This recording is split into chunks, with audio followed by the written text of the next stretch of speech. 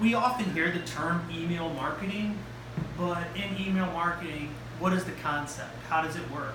How do we grab the list? How do we actually make sure that these emails are going to people that are interested in our product or our service? The concept is this. You want to get people to opt in. To be able to get them to opt in, you have to have something that is engaging to them. You know, you could create a sweepstakes and get people just because they want something free, or you can really focus on the individuals that are interested in that type of content. And we're given that information online because we've created groups. There are groups on LinkedIn, there are groups on Facebook that are related to your specific product or service. So let's say you are I don't know, you sell a service of pool cleaning. I don't know. Some people might actually go on and just, you know, hop on and say, I need a pool cleaner. This could be a bad example, but we're going to run with it because I can market anything. So in this pool cleaner, what's going to separate him from the other pool cleaners? Is it his price? Is it his service, that he does a better job than the other people? When you write that article, you have to make sure that they understand you are the authority on that subject. You understand how to clean that pool better than anyone else. And this is where the other people are lacking. These other people, when they clean the pool, they're not necessarily scrubbing the bottom of the pool. They're not using the same type of organic chlorine you may be using. But you need to really sit down and evaluate your market, figure out exactly in that market what separates you from the other people in that.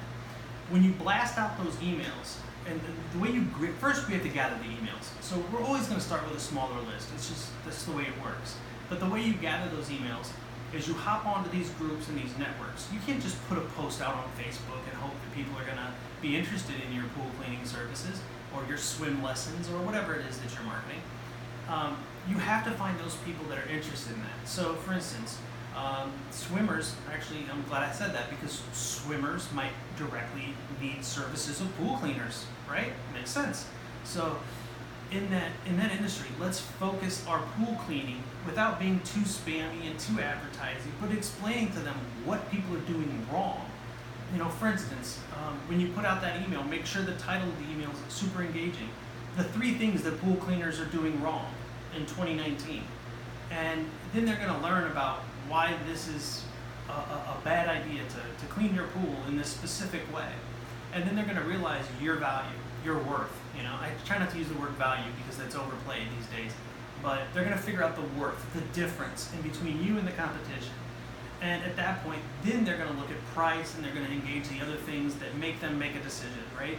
But the main thing is getting the email to those decision makers. So when you're using something like MailChimp, let's say we've gone out to Facebook, we've gone to the Swimmers Network, we've put this article out that allows them to subscribe to get more information about what it is we're doing, because we're planning on writing an article a week that we're going to send out to these people to help them understand the differences in pool cleaning. It's a pool cleaning community, maybe.